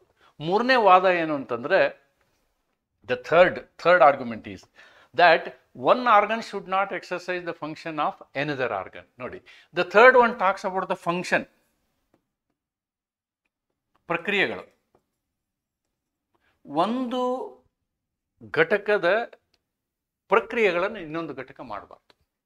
The first one talks about the persons, means one person, a single person should not be part of more than one organs. Second one is one organ should not interfere with the other organs. And the third one is one organ should not perform the work of other organ. In other words, judiciary should not do legislation, or legislature should not do the work of judiciary. Okay, that is the concept of a third one. The second one is, a judiciary is judiciary job. It should not interfere in the job of the other 2 organs. Similarly, legislature's job is the legislature. It should not involve into actions of administration. And similarly, executive should not involve into judiciary part or the other legislative part. ಅಂತಕ್ಕಂಥದ್ದನ್ನು ಇವರು ಈ ವೇಡ್ and Philip ಅವರು 1960 ಹೇಳ್ತಾರೆ. ಅಂದರೆ ಒಂದು ಘಟಕ ಇನ್ನೊಂದು ಘಟಕದ ಮೇಲೆ ಹಸ್ತಕ್ಷೇಪ ಮಾಡಬಾರ್ದು ಅಂತಕ್ಕಂಥದ್ದು ಇವರ ವಾದ ಆಗಿದೆ. This is the concept of Wade and Philip. ಈಗ ಈ ತತ್ವಗಳನ್ನು ನಾವೀಗ ಅರ್ಥ ಮಾಡ್ಕೊಂಡ್ವಿ. ವೇಡ್ ಆ್ಯಂಡ್ ಫಿಲಿಪ್ ಅವರು ಅದರ ಇಂಪ್ರೂವ್ಡ್ ವರ್ಷನನ್ನು ಹೇಳಿದರು. ಆಮೇಲೆ ಮಾಂಟೆಸ್ಕ್ಯೂರ್ ಅವರು ನಮಗೆ ಹೇಳಿದಂತಹ ಏನು ವಿಧ ಇದೆ ನಾವು ಅದನ್ನು ಅರಿತುಕೊಂಡಿದ್ದೀವಿ. He has made pigeon hole compartments of legislative, executive and judiciary. So here the Wade and Philip talks about the persons specifically, then interference, and the third one is functions. On these things he will talk. ಇವೆಲ್ಲವನ್ನು ನಾವು ಈಗ ನಡೀತಿರ್ತಕ್ಕಂತಹ ವಾಸ್ತವವಾಗಿ ನಡೀತಿರ್ತಕ್ಕಂತಹ ಸರ್ಕಾರಿ ವ್ಯವಸ್ಥೆಯಲ್ಲಿ ಇವುಗಳ ಬಗ್ಗೆ ನಾವು ಯೋಚಿಸಿದರೆ ಈಗ ನಮ್ಮ ಸರ್ಕಾರಿ ವ್ಯವಸ್ಥೆಯ ಮೇಲೆ ಇವುಗಳು ಯಾವ ರೀತಿ ಪರಿಣಾಮಗಳನ್ನು ಬೀಳ್ತವೆ ಅನ್ನೋದನ್ನು ನಾವಿಲ್ಲಿ ವಿಶ್ಲೇಷಣೆ ಮಾಡಬೇಕು. C, this particular concept has impacted on the development and functioning of the government. ಇದು ಮೊದಲನೆಯ ಒಂದು ದುಷ್ಪರಿಣಾಮ ಅಂತ ಹೇಳ್ಬೋದು. ಯಾಕೆ ಅಂತಂದರೆ from police state now we have converted our self into welfare state. ನಾವು ಪೊಲೀಸ್ ರಾಜ್ಯದಿಂದ ಕಲ್ಯಾಣ ರಾಜ್ಯ ವ್ಯವಸ್ಥೆಯತ್ತ ವಾಲಿಕೊಂಡಿದ್ದೇವೆ. ಇಡೀ ಜಗತ್ತು ಆ ಥರ ಇದೆ. ಹಾಗಾಗಿ ಇಲ್ಲಿ ಏನಾಗುತ್ತೆ ಅಂತಂದರೆ ಸಾಕಷ್ಟು ಅಧಿಕಾರಗಳನ್ನು ನಾವು ಎಕ್ಸಿಕ್ಯೂಟಿವ್ ಕಾರ್ಯಾಂಗಕ್ಕೆ ಕೊಡಬೇಕಾಗ್ತದೆ. ಹಾಗಾಗಿ ಈ ಸಪರೇಷನ್ ಆಫ್ ಪವರು ವಾಸ್ತವಿಕವಾಗಿ ಅದರ ತಾತ್ವಿಕ ರೂಪದಲ್ಲಿ ಅನುಸರಿಸುವುದು ಕಷ್ಟ ಸಾಧ್ಯವಾಗಿದೆ ಮತ್ತು ಇದರಿಂದ ಸರ್ಕಾರಿ ಕೆಲಸಕ್ಕೆ ಹಿನ್ನಡೆ ಆಗ್ತದೆ ಅಂತಕ್ಕಂಥದ್ದು ನಮ್ಮ ಮೊದಲನೆಯ ಪರಿಣಾಮ. ಆದರೂ ಕೂಡ ಅಕ್ಸೆಪ್ಟೆಡ್ ಬೈ ಪೊಲಿಟಿಷಿಯನ್ಸ್. ಈ ತತ್ವವನ್ನು ನಾವೇನು ಮಾಡಿದ್ದೀವಿ, ನಾವು ಇದನ್ನು ಅಕ್ಸೆಪ್ಟ್ ಮಾಡಿದ್ದೀವಿ. ಅಷ್ಟೇ ಅಲ್ಲ, ಅಮೇರಿಕದ ಸಂವಿಧಾನವನ್ನು ಮಾಡುವಾಗ ಇದನ್ನು ಪಾಲಿಸಿದ್ದೀವಿ. We have actually followed this in American constitution. ಅಮೇರಿಕದ ಅನುಚ್ಛೇದ 1, 2, 3 ಸ್ಪೆಸಿಫಿಕ್ ಆಗಿ ಹೇಳ್ತೇವೆ. 1 ಲೆಜಿಸ್ಲೇಷನ್ನು, 2 ಎಕ್ಸಿಕ್ಯೂಟಿವ್ ಮತ್ತು 3 ಜುಡಿಷಿಯರಿ. ಆರ್ಟಿಕಲ್ 1, 2, 3 ಸ್ಪೆಸಿಫಿಕ್ ಆಗಿ. Actually American constitution is fundamentally built on the principle of Montesquieu's separation of power ಅಂತ ಹೇಳ್ಬೋದು. ಆಮೇಲೆ ಇಂಗ್ಲೆಂಡಿನಲ್ಲಿಯೂ ನಾವು by and large we are following it ಮತ್ತು ಜನರು ಆ ತತ್ವವನ್ನು ಸ್ವೀಕರಿಸಿದ್ದಾರೆ. ಇಟ್ ಈಸ್ ನಾಟ್ ಗುಡ್ ಅಂದರೂ ಕೂಡ the principle of it is accepted. Then medicine proclaimed that all power with one organ leads to tyranny. ನೋಡಿ, ಅಮೇರಿಕದ ಸುಪ್ರಸಿದ್ಧ ನ್ಯಾಯಾಧೀಶರು ಒಂದೇ ಆರ್ಗನ್ನಲ್ಲಿ ಇರಬಾರ್ದು, ಅದು ಟೈರನಿಗೆ, ದಬ್ಬಾಳಿಕೆಗೆ ಕಾರಣ ಆಗುತ್ತೆ, ಇದು ದಬ್ಬಾಳಿಕೆಗೆ ಕಾರಣ ಆಗುತ್ತೆ, ಈ ರೀತಿ ಇದ್ರೆ ಅಂಥೇಳಿ ಹೇಳಿದ್ದಾರೆ. ಕಾನ್ಸ್ಟಿಟ್ಯೂಯೆಂಟ್ ಅಸೆಂಬ್ಲಿ ಆಫ್ ಫ್ರಾನ್ಸ್, ನೋಡಿ, ನಾನು ಫ್ರಾನ್ಸ್ ಲೂಯಿಸ್ 14 ಬಗ್ಗೆ ಮಾತಾಡ್ತಿದ್ದೆ, ಆದರೆ ಅಲ್ಲಿಯ ಸಂವಿಧಾನ ಕರಡು ಸಮಿತಿ ಇದೆಯಲ್ಲ, ಅದು ಕೂಡ 1789 ಅದು ಈ ಅಧಿಕಾರದ ಪ್ರತ್ಯೇಕೀಕರಣ ಅವಶ್ಯಕತೆ ಇದೆ, ಇದನ್ನು ಮಾಡದೆ ಹೋದರೆ ಸಂವಿಧಾನಕ್ಕೆ ಅರ್ಥ ಇಲ್ಲ ಅಂತ ಹೇಳ್ಬಿಟ್ರು ಅವರು.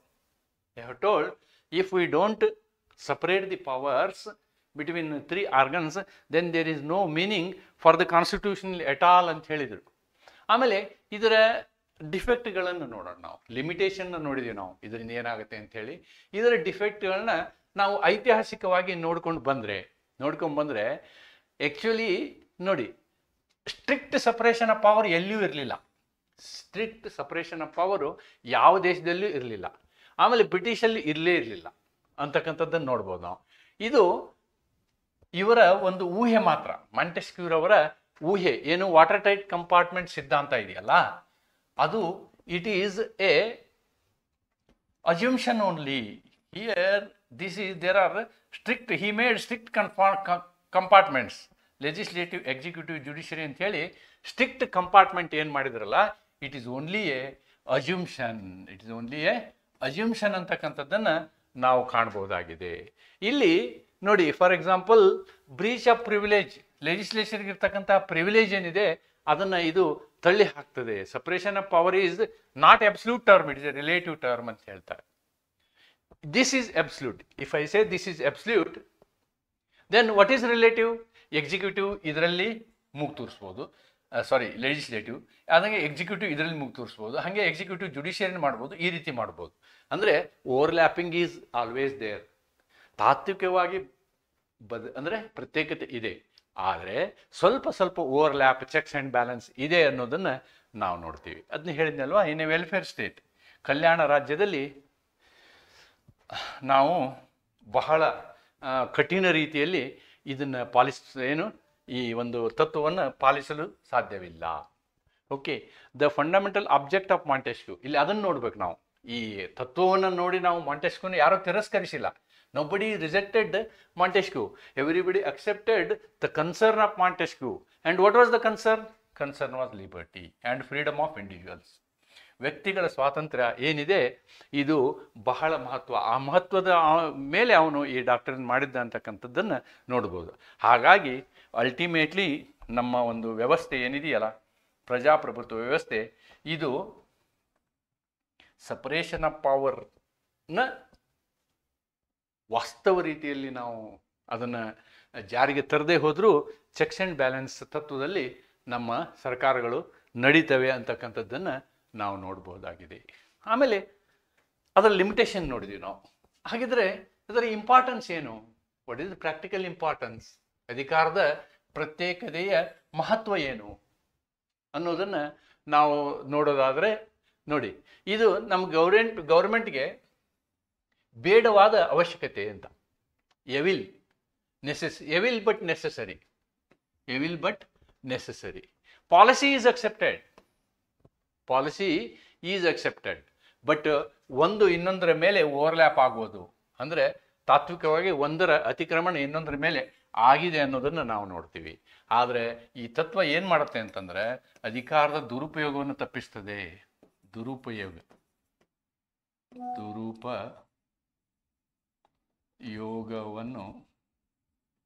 ತಡೆಯುತ್ತದೆ. ಇದು ಇದರ ಮಹತ್ವ. ತಡೆಯುತ್ತದೆ. It is check and balance mechanism to protect liberty. ಆ ಚೆಕ್ ಆ್ಯಂಡ್ ಬ್ಯಾಲೆನ್ಸ್ ನಾವು ಹೆಂಗೆ ಮಾಡ್ತೀವಿ ಅಂತ ಹೇಳಿ ನಾವು ಹೋಗ್ತಾ ಹೋಗ್ತಾ ಅದನ್ನು ಅರ್ಥ ಮಾಡ್ಕೊತೀವಿ. Judiciary must be independent. ನೋಡಿ, ಇದು ಬಹಳ ಮುಖ್ಯ. Judiciary must be independent. ನೀವು ಲೆಜಿಸ್ಲೇಚರ್, ಎಕ್ಸಿಕ್ಯೂಟಿವ್ ಅನ್ನು ನೀವು ಸ್ಟ್ರಿಕ್ಟಾಗಿ ಸಪ್ರೇಟ್ ಮಾಡದೆ ಹೋದರೂ ಕೂಡ ನ್ಯಾಯಾಂಗ ಮಾತ್ರ ಪ್ರತ್ಯೇಕವಾಗಿ ಇರುವುದು ಬಹಳ ಅವಶ್ಯಕತೆ ಇದೆ ಅಂತಕ್ಕಂಥದ್ದು ಈ ಒಂದು ತತ್ವದಿಂದ ನಾವು ಕಂಡುಕೊಂಡಿದ್ದೇವೆ. ನ್ಯಾಯಾಂಗ ಕಾರ್ಯಾಂಗದೊಂದಿಗಾಗಲಿ ಅಥವಾ ಶಾಸಕಾಂಗದೊಂದಿಗಾಗಲಿ ಒಟ್ಟಿಗೆ ಇರಬಾರ್ದು, ಅದು ಪ್ರತ್ಯೇಕವಾಗಿರಬೇಕು, ಅದರ ಇಂಡಿಪೆಂಡೆನ್ಸ್ ಇರಬೇಕು ಅಂತಕ್ಕಂಥದ್ದು. ಅದಕ್ಕೆ ಸ್ವಾಯತ್ತತೆ ಇರಬೇಕು. ಈ ಸ್ವಾಯತ್ತತೆ ಇಲ್ಲದೆ ಹೋದರೆ ಕಷ್ಟ. ನ್ಯಾಯಾಂಗದ ಸ್ವಾಯತ್ತತೆ ಅನ್ನೋದನ್ನು ನಾವಿಲ್ಲಿ ನೋಡ್ಬೋದು.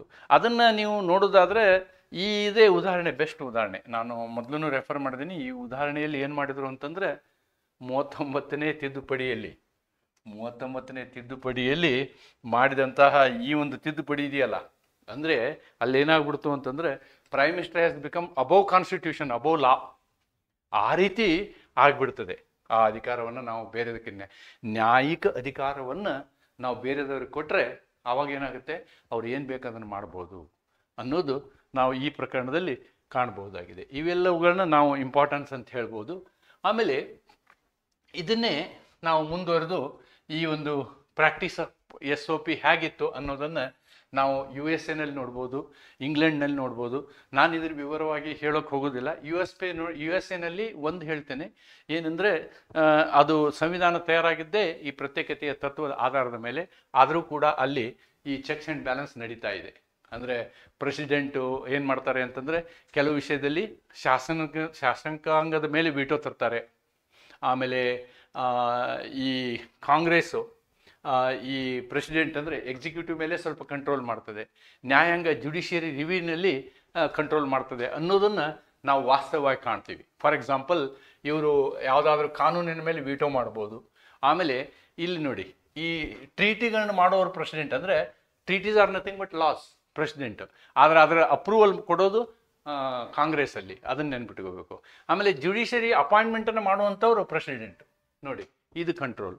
ಕಾಂಗ್ರೆಸ್ ಏನು ಮಾಡ್ತದೆ, ಟ್ರೀಟಿಗಳನ್ನ ಈ ಕಾಂಗ್ರೆಸ್ ಒಪ್ಪದೆ ಹೋದರೆ ಅದು ಟ್ರೀಟಿ ಆಗೋದಿಲ್ಲ. So that is another control over the executive.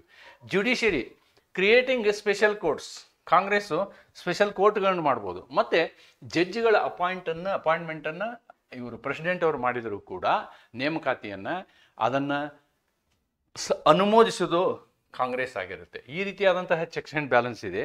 ಅದನ್ನೇ ನೀವು ಜುಡಿಷಿಯರಿ ತಗೊಂಡ್ರೆ, judiciary has got the power of judicial review. ನೋಡಿ, ನಮ್ಮ ಭಾರತ ದೇಶದಲ್ಲಿ ಜುಡಿಷಿಯಲ್ ರಿವ್ಯೂ ಇದೆಯಲ್ವಾ, it is actually mentioned in article 32. ಆದರೆ ಅಮೇರಿಕದಲ್ಲಿ ಅದು ಇರಲಿಲ್ಲ. ಆದಾಗ್ಯೂ ಕೂಡ ಅಲ್ಲಿಯ ನ್ಯಾಯಾಂಗ ಏನು ಮಾಡ್ತು ಅಂತಂದರೆ, it took that power, created that power. ಇನ್ನು ಮರ್ಬರಿ ಹೊಡ್ಸೆಟ್ ಮೆಡಿಸಿನ್ ಅಂತಕ್ಕಂಥ ಪ್ರಕರಣದಲ್ಲಿ ಅವರು ಅದನ್ನು ಕ್ರಿಯೇಟ್ ಮಾಡ್ತಾರೆ. ಕ್ರಿಯೇಟ್ ಮಾಡಿ ಅಲ್ಲಿ ಹೇಳ್ತಾರೆ, ಅವರು ಜಸ್ಟಿಸ್ ಮಾರ್ಷಲ್ ಹೇಳ್ತಾರೆ, ಆ ಪ್ರಕರಣದಲ್ಲಿ ಜಸ್ಟಿಸ್ ಮಾರ್ಷಲ್ ಹೇಳ್ತಾರೆ, ಭಾಳ ಇಂಪಾರ್ಟೆಂಟ್ ಹೇಳ್ತಾರೆ, we never approves, the judiciary never approves nor condemns any legislative policy. Judicially all together. Judiciary, actually there is a typing mistake here. Judiciary all together approves neither altogether, neither it neither. Sorry, I can remove this and get a meaning, correct meaning here. It is neither. You remove this, then the meaning will be correct. It neither approves nor condemns any legislative policy. ನೋಡಿ, ಅಂದರೆ ನೀವೇನು ಕಾನೂನು ಮಾಡಿರ್ತೀರ ಆ ಕಾನೂನನ್ನು ನಾವು reject ಮಾಡೋದಿಲ್ಲ, ಮತ್ತು ಆ ಕಾನೂನಿನ ಯೋಜನೆ ಇದೆಯಲ್ಲ ಅದರ ಮೂಲ ಉದ್ದೇಶ ಅದರ ಬಗ್ಗೆ ನಾವೇನು ಇದು ಮಾಡಲ್ಲ. It dictates the edifice. It dictates the edifice. It dictates edifice is to declare whether the legislation is in accordance with or in contravention of the provision of the constitution ಅನ್ನೋದನ್ನು ಮಾತ್ರ ನೋಡ್ತೀವಿ. ನಾವು ಜುಡಿಷಿಯಲ್ ರಿವ್ಯೂನಲ್ಲಿ ಏನು ನೋಡ್ತೀವಿ, we are going to see only one thing, whether the law enacted is in accordance with constitution or not. This is only we are seeing. ನಾವು ನಿಮ್ಮ policy ವಿಷಯದಲ್ಲಿ ಅಥವಾ ಅದರ ಆಬ್ಜೆಕ್ಟಿವ್ ವಿಷಯದಲ್ಲಿ ನಾವು ಜುಡಿಷಿಯಲ್ ರಿವ್ಯೂ ಮಾಡೋದಿಲ್ಲ. The purpose of review is only this, whether this law is in accords with the constitution or not. ಅಂದರೆ ಕಾನೂನು ಈ ಒಂದು ಸಂವಿಧಾನದ ಉದ್ದೇಶಗಳಿಗೆ ಸರಿಯಾಗಿದೆಯೋ ಇಲ್ಲೋ ಅಂತಕ್ಕಂಥದ್ದನ್ನು ನೋಡುವುದು ಮಾತ್ರ ನಮ್ಮ ಕೆಲಸ ಅಂಥೇಳಿ ಈ ಪ್ರಕರಣದಲ್ಲಿ ಹೇಳ್ತಾರೆ. ಇದು ಅಮೆರಿಕದ ವಿಷಯ ಆಯಿತು. ಇನ್ನು ನಾವು ಇಂಗ್ಲೆಂಡಿನ ವಿಷಯವನ್ನು ತೆಗೆದುಕೊಂಡ್ರೆ ಅಲ್ಲಿ ಸ್ಟ್ರಿಕ್ಟ್ ಸಪ್ರೇಷನ್ ಆಫ್ ಪವರ್ ಯಾವುದೇ ಹಂತದಲ್ಲಿ ಇರಲಿಲ್ಲ. ಅಲ್ಲಿಯೂ ಕೂಡ ಈವನ್ ಲಾರ್ಡ್ ಚಾನ್ಸಲರು ಪಾರ್ಲಿಮೆಂಟಲ್ಲಿ ಕೂತ್ಕೋತಿದ್ರು. ಈ ರೀತಿಯಾದಂಥ ಸುಮಾರು ಓವರ್ಲ್ಯಾಪ್ ಇದ್ದಾವೆ. ಆಮೇಲೆ ಅಲ್ಲಿ ಪಾರ್ಲಿಮೆಂಟ್ರಿ ಡೆಮಾಕ್ರಸಿ ಇದೆ. ಆ ಪಾರ್ಲಿಮೆಂಟ್ರಿ ಡೆಮಾಕ್ರಸಿ ಏನು ಅಂತಂದರೆ ಅಲ್ಲಿ ಲೆಜಿಸ್ಲೇಚರೇ ಎಕ್ಸಿಕ್ಯೂಟಿವ್ ಆಗಿರ್ತಾರೆ. So many things are there and they are not specific for our syllabus. What is important for our syllabus is this. ಅದಕ್ಕೆ I will try to elaborate this concept in detail. Okay, in this we can see separation of power is accepted in India. I can add a word called principally accepted. Principally accepted. Here we have accepted the concept of separation of power in its principle, in its spirit, right? See, here you can see Article 53 talks about the president. The executive power is vested in president. This we can see. Article 74 further says, that the power given to the executive, he has to execute that power as per the opinion of Council of Ministers. As per the opinion of Council of Ministers. ಅಂದರೆ ಮಂತ್ರಿಮಂಡಲದ ಸಲಹೆಯಂತೆ ರಾಷ್ಟ್ರಪತಿಗಳು ತಮ್ಮ ಅಧಿಕಾರವನ್ನು ನಿರ್ವಹಿಸ್ತಾರೆ. So this is executive is defined clearly. Executive is defined. Then we will find in article 50 ಅನುಚ್ಛೇದ 50ರಲ್ಲಿ ನಾವು ಹೇಳಿದ್ದೀವಿ, ಏನು ಹೇಳಿದ್ದೀವಿ, judiciary should be independent of executive ಅಂತ ಹೇಳ್ತೀವಿ. Independent supreme court or independent judiciary, we can call it as independent, even high courts also for that matter. High court and supreme courts, they are independent of judiciary. They are independent of judiciary. ಆಮೇಲೆ ನಮ್ಮ ಸಂವಿಧಾನದಲ್ಲಿ judicial ರಿವ್ಯೂಗೆ ಪ್ರಾವಧಾನ ಮಾಡಿದ್ದೀವಿ, judicial ರಿವ್ಯೂಗೆ ಪ್ರಾವಧಾನ ಮಾಡಿದ್ದೀವಿ. ಆಮೇಲೆ ಇಲ್ಲಿ ನಾವು ordinance ಪವರನ್ನು executive ಕೊಟ್ಟಿದ್ದೀವಿ. C the overlap.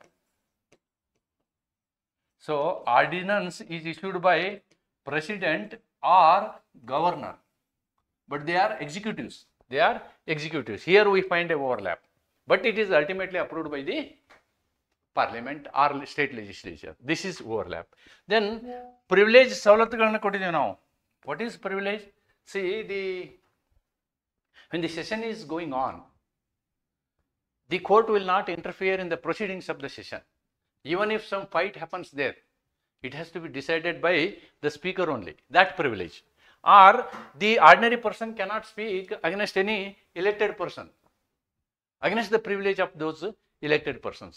Then the session itself can call such a person and they are subjected to adjudication. ಅದಕ್ಕೆ ನಾವು ಪ್ರಿವಿಲೇಜ್ ಅಂತ ಹೇಳ್ತೀವಿ. ಅಂದರೆ ಇವರು ಇಲ್ಲಿ ನ್ಯಾಯಿಕ ಕೆಲಸಗಳನ್ನು, we have given judiciary power to legislature ಕೊಟ್ಟಿದ್ದೀವಿ.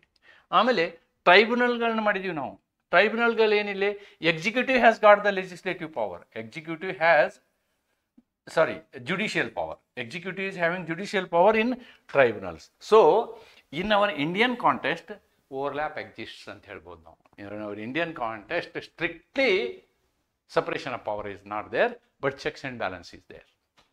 ಸಪ್ರೇಷನ್ ಆಫ್ ಪವರ್ ಸ್ಟ್ರಿಕ್ಟ್ ಆಗಿಲ್ಲ, ಅಥವಾ ಅಧಿಕಾರದ ಪ್ರತ್ಯೇಕೀಕರಣ ಸ್ಟ್ರಿಕ್ಟ್ ಆಗಿರಲ್ಲ, ಚೆಕ್ಸ್ ಆ್ಯಂಡ್ ಬ್ಯಾಲೆನ್ಸ್ ಇದೆ ಅನ್ನೋದನ್ನು ನಾವಿಲ್ಲಿ ನೋಡ್ಬೋದು.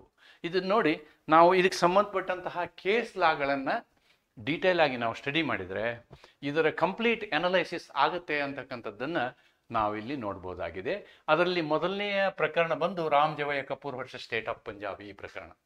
ಈ ಪ್ರಕರಣದಲ್ಲಿ ಸುಪ್ರೀಂ ಕೋರ್ಟ್ ಹೇಳಿದೆ ಏನು, separation of power is not absolute rigidity. So no Montesquieu's theory, no strict SOP, no strict SOP ಅಂತಕ್ಕಂಥದ್ದನ್ನು ಈ ಪ್ರಕರಣದಲ್ಲಿ ಹೇಳಲಾಗಿದೆ. It was held that the Indian Constitution has not indeed recognized the doctrine. We have not recognized the doctrine of powers in its absolute rigidity. ನೋಡಿ, in its, but the functions of the different parts or branches of the government have been sufficiently differentiated.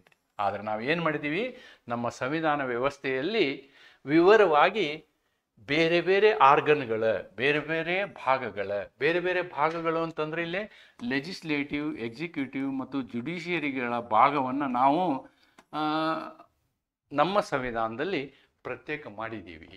ಹಾಗಂಥೇಳಿ ನಾವು strict separation of ಪವರ್ನ use ಮಾಡ್ತಾ ಇಲ್ಲ ಅಥವಾ ಅದನ್ನು ಪಾಲಿಸ್ತಾ ಇಲ್ಲ. ಏನು ನಾವು ಪಾಲಿಸ್ತಾ ಇದ್ದೀವಿ ಅಂತಂದರೆ, in a broader sense V are following the concept of separation of power ಅನ್ನೋದನ್ನು 1955ರಲ್ಲಿಯೇ ಈ ಪ್ರಕರಣದಲ್ಲಿ ಹೇಳಲಾಗಿದೆ.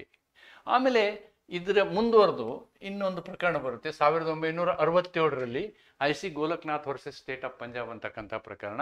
ಈ ಪ್ರಕರಣದಲ್ಲಿಯೂ legislative, executive and judiciary are instruments of power and demarcates their jurisdiction. ಅವರ ಕಾರ್ಯವ್ಯಾಪ್ತಿ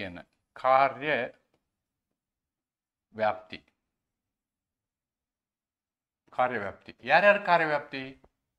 ಜುಡಿಷಿಯರಿ, ಲೆಜಿಸ್ಲೇಟಿವ್, ಎಕ್ಸಿಕ್ಯೂಟಿವ್ ಮತ್ತು ಜುಡಿಷಿಯರಿ ಅಂದರೆ ಶಾಸಕಾಂಗ, ಕಾರ್ಯಾಂಗ, ನ್ಯಾಯಾಂಗಗಳ ವ್ಯಾಪ್ತಿಯನ್ನು ನಾವು ಗುರುತಿಸಿದ್ದೀವಿ, ಅದನ್ನು ಸಪರೇಟ್ ಮಾಡಿದ್ದೀವಿ ಅನ್ನೋದನ್ನು ಈ ಪ್ರಕರಣದಲ್ಲಿಯೂ ಕೂಡ ಮತ್ತೊಂದು ಸಂದರ್ಭದಲ್ಲಿ ಹೇಳಲಾಗ್ತದೆ. ಇದು ಕೂಡ ನಮ್ಮ ಈ ಮೂಲಭೂತ ಹಕ್ಕುಗಳ ವಿಷಯದಲ್ಲಿ ಅತ್ಯಂತ ಪ್ರಮುಖವಾದ ಪ್ರಕರಣ.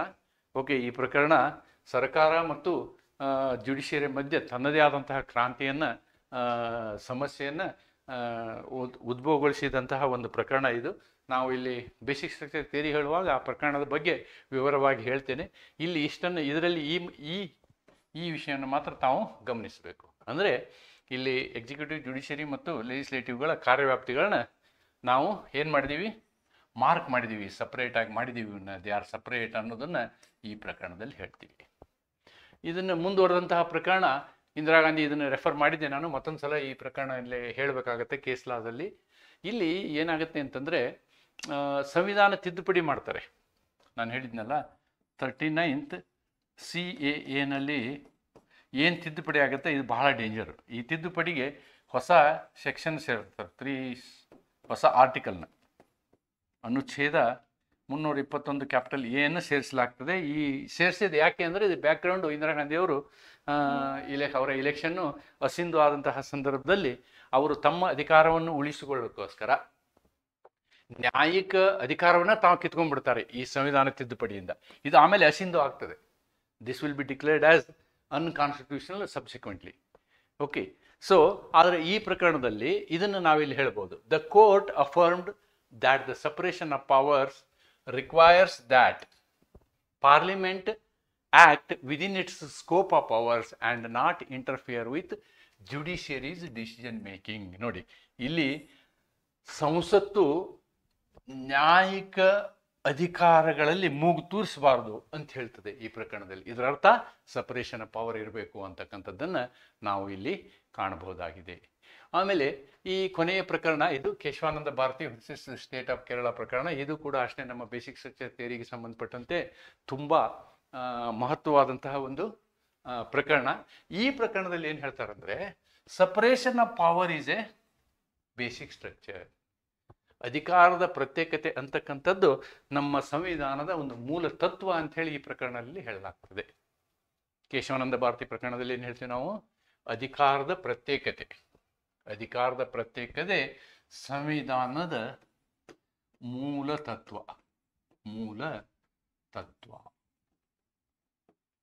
ಅಂಥೇಳಿ ನಾವು ಕೇಶವಾನಂದ ಭಾರತಿ ಪ್ರಕರಣದಲ್ಲಿ ಹೇಳ್ತೀವಿ. Case established separation of powers as one of the basic features of the Indian Constitution that cannot be amended by Parliament. ಅಂತಕ್ಕಂಥದ್ದನ್ನು ಇನ್ ಆಬಿಟರ್ ಡಿಕ್ಟಾ ಪಾಸಿಂಗ್ ರಿಮಾರ್ಕ್ಸ್ ಅಲ್ಲಿ ಹೇಳ್ತಾರೆ. ಇದರಲ್ಲಿ ಈ ಪ್ರಕರಣ ಮೂಲಭೂತ ಹಕ್ಕಿಗೆ ಸಂಬಂಧಪಟ್ಟಂತಹ ಪ್ರಕರಣ, ಸುಮಾರು ನಮ್ಮ ಸಂವಿಧಾನದ ತಿದ್ದುಪಡಿಗಳನ್ನು ಚಾಲೆಂಜ್ ಮಾಡಿದಂತಹ ಪ್ರಕರಣ. ಈ ಪ್ರಕರಣದಲ್ಲಿ ಏನಾಗುತ್ತೆ ಅಂತಂದರೆ, ಅತಿ ಮುಖ್ಯವಾಗಿ ಅನುಚ್ಛೇದ 368 ಮತ್ತು ಅನುಚ್ಛೇದ 13 ಮಧ್ಯದ ದ್ವಂದ್ವ ಇದು. ಇಲ್ಲಿ ಏನಾಗುತ್ತೆ ಅಂದರೆ, ಅನುಚ್ಛೇದ 13ರ ಪ್ರಾವಧಾನಗಳನ್ನು ನಲಿಫೈ ಮಾಡ್ತಾ ಭಾರತದ ಮೂಲ ತತ್ವಗಳ ಹರಣ ಆಗದೆ, without disturbing the basic features of the constitution, article 368 has got given powers to the parliament to amend any part of the constitution ಅನ್ನೋದನ್ನು ಈ ಕೇಸಲ್ಲಿ ಒಪ್ಕೊಳ್ತೀವಿ ನಾವು. ಒಪ್ಕೊಂಡು ಇನ್ನೇನು ಹೇಳ್ತೀವಿ ಅಂದರೆ, any constitutional amendment is subject to the judicial review ಅಂತ ಹೇಳ್ತೀವಿ. Subject to the judicial review ಅಂತಂದರೆ, ಯಾವುದೇ ಸಂವಿಧಾನ ತಿದ್ದುಪಡಿ ಆದರೆ ಅದು ಸಂವಿಧಾನಾತ್ಮಕವಾಗಿದೆಯೋ, ಸಂವಿಧಾನದ ಮೂಲತತ್ವಕ್ಕೆ ಅನುಗುಣವಾಗಿದೆಯೋ ಎನ್ನುವುದನ್ನು ಪರಿಶೀಲಿಸುವಂತಹ ಅಧಿಕಾರ ಸರ್ವೋಚ್ಚ ನ್ಯಾಯಾಲಯಕ್ಕೆ ಇದೆ ಅಂತಕ್ಕಂಥದ್ದನ್ನು ಈ ಪ್ರಕರಣದಲ್ಲಿ ಹೇಳ್ತೀವಿ. ಇದೇ ಪ್ರಕರಣದಲ್ಲಿ ಈ ಅಧಿಕಾರದ ಪ್ರತ್ಯೇಕತೆ ಅಂತಕ್ಕಂಥದ್ದು ಕೂಡ ಒಂದು ಮೂಲಭೂತ ತತ್ವ ಅನ್ನೋದನ್ನು ಈ ಪ್ರಕರಣದಲ್ಲಿ ಹೇಳಿದ್ದೀವಿ ಅಂತ ಹೇಳ್ತಾ, ಇಲ್ಲಿಗೆ ಈ ಒಂದು ವಿಡಿಯೋನ ನಾವು ಮುಕ್ತಾಯಗೊಳಿಸುವಂತಹ ಸಮಯ. ನಿಮ್ಮ ಸಿಲೆಬಸ್ನಲ್ಲಿ ಇರ್ತಕ್ಕಂಥದ್ದು ಏನು ಅಂತಂದರೆ, ಈ ತತ್ವ ಏನು ಹೇಳ್ತೀವಿ ನಾವು, SOP ಅಧಿಕಾರದ ಪ್ರತ್ಯೇಕತೆಯ ತತ್ವ ಇದೆಯಲ್ಲ, ಇದು ಭಾರತದಲ್ಲಿ ಹೇಗಿದೆ, how it is enforced in India. ಇದು ಕ್ರಕ್ಸ್ ಆಫ್ ದಿ ಸಿಲೆಬಸ್. ನೆನ್ಪಿಟ್ಕೊಳ್ಳಿ, number 1, not strictly, not in strict sense. Strict sense ಯಾವುದು? That is doctrine of separation of power of Montesquieu. ಇದನ್ನು ನಾವು ಉಪಯೋಗಿಸಿಲ್ಲ. What we have followed? Checks and balance we have followed. And the third thing is, what we have followed is independence of judiciary.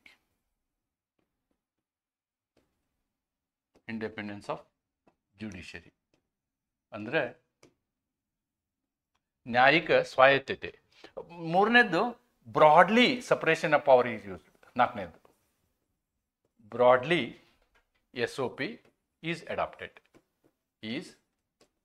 Adopted and it is a BST and it is basic structure of constitution. It is a basic structure of constitution ಅಂತಕ್ಕಂಥದ್ದು ಈ ಒಂದು ಸಾರಾಂಶ. ಈ ಸಾರಾಂಶದೊಂದಿಗೆ ಇಲ್ಲಿ ನಾನು ಏನು ಹೇಳಲಿಕ್ಕೆ ಇಷ್ಟಪಡ್ತೀನಿ ಅಂತಂದರೆ, ನಮ್ಮ ಪ್ರಜೆಗಳ ಸ್ವಾತಂತ್ರ್ಯವನ್ನು ರಕ್ಷಿಸುವುದಕ್ಕೋಸ್ಕರ ಆಡಳಿತ ಕಾನೂನಿನಲ್ಲಿ ಬೇರೆ ಬೇರೆಯದೇ ಆದಂತಹ ತತ್ವಗಳನ್ನು ನಾವು ಉಪಯೋಗಿಸ್ತೇವೆ. ನಾನು ಪ್ರಾರಂಭದಲ್ಲಿ ಹೇಳಿದ ಹಾಗೆ ರೂಲ್ ಆಫ್ ಲಾ ಒಂದು ತತ್ವ, ಸಪರೇಷನ್ ಆಫ್ ಪವರ್ ಅಂದರೆ ಅಧಿಕಾರದ ಪ್ರತ್ಯೇಕತೆ ಇನ್ನೊಂದು ತತ್ವ, ಅದಲ್ಲದೆ ನೈಸರ್ಗಿಕ ನ್ಯಾಯ ತತ್ವ, ಹೀಗೆ ಬೇರೆ ಬೇರೆಯಾದಂತಹ ತತ್ವಗಳನ್ನು ನಾವು ಉಪಯೋಗ ಮಾಡ್ತೇವೆ. ಅದರಲ್ಲಿ ಇದೊಂದು ಪ್ರಮುಖವಾದ ತತ್ವ. ಇದನ್ನು ನಾವು ವಿವರಿಸಬೇಕಾದ್ರೆ ನೀವು ಇದರ ಇತಿಹಾಸವನ್ನು ವಿವರಿಸ್ತಾ, ಇದರ ಕಾನ್ಸೆಪ್ಟು ಮಾಂಟೆಸ್ಕ್ಯೂರ್ ಅವರು ಇದನ್ನು ಹೇಗೆ ಹೇಳಿದರು ಅಂಥೇಳಿ, ಆಮೇಲೆ ವೇಡ್ ಆ್ಯಂಡ್ ಫಿಲಿಪ್ ಅವರು ಅದನ್ನು ಮಾರ್ಪಾಡು ಹೇಗೆ ಮಾಡಿದರು ಅಂಥೇಳಿ, ನಂತರದಲ್ಲಿ ಬೇರೆ ದೇಶಗಳ ಬಗ್ಗೆ ನೀವು ಬರೆಯದೇ ಹೋದರೂ ಕೂಡ ಭಾರತ ದೇಶದಲ್ಲಿ ಇದರ ವಿಮರ್ಶೆ, ನ್ಯಾಯಿಕ ವಿಮರ್ಶೆ ಯಾವ ಥರ ಆಯಿತು, ಯಾವ್ಯಾವ ಪ್ರಕರಣಗಳಲ್ಲಿ ಯಾವ ರೀತಿ ನಮ್ಮ ಒಂದು ನ್ಯಾಯಾಂಗ ಇದನ್ನು ವ್ಯಾಖ್ಯಾನ ಮಾಡ್ತು, ಇವಾಗ ಇರುವಂಥದ್ದೇನು ಅಂತ ಅನ್ನೋದನ್ನು ನಾವು ವಿವರವಾಗಿ ಬರೆಯುವಂತಹ ಅವಶ್ಯಕತೆ ಇದೆ ಅಂತಕ್ಕಂಥದ್ದನ್ನು ಹೇಳ್ತಾ ಇವತ್ತಿನ ಈ 3ನೇ ಅಧ್ಯಾಯವನ್ನು ಇಲ್ಲಿಗೆ ಮುಗಿಸ್ತೇನೆ. ವಿಡಿಯೋ ಸ್ವಲ್ಪ ದೊಡ್ಡದಾಗಿದೆ, ಆದರೆ ಅನಿವಾರ್ಯ. ಇದೊಂದು ನಿಮಗೆ ಲಾಂಗ್ ಆನ್ಸರಿಗೆ ಬರುವಂತಹ ಪ್ರಶ್ನೆ ಇದು. ಆದ್ದರಿಂದ ನೀವು ಈ ಪ್ರಶ್ನೆಯನ್ನು ಲಾಂಗ್ ಆನ್ಸರ್ಗೋಸ್ಕರ ತಯಾರಿ ಮಾಡ್ಕೋಬೇಕು ಅಂಥೇಳಿ ನಿಮಗೊಂದು ಮಾತು ಹೇಳಿ ಈ ವಿಡಿಯೋವನ್ನು ಇಲ್ಲಿಗೆ ಮುಗಿಸ್ತೇನೆ. ನಮಸ್ಕಾರ.